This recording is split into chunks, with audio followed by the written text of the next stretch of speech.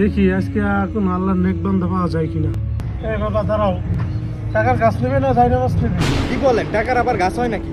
বিশ্বাস না হলে টাকার গাছ দেখেন। আসলেই তো টাকার গাছ হয় তো, আমি টাকার গাছই নিয়ে যাব।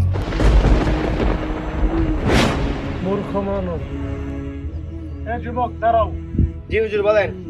টাকার গাছ নেবে না যাই নামাজ নেবে? এই মেয়ে, আপনি পাগল হয়েছেন? টাকার আবার কোনোদিন গাছ হয় নাকি? বিশ্বাস না হলে টাকার গাছ দেখেন।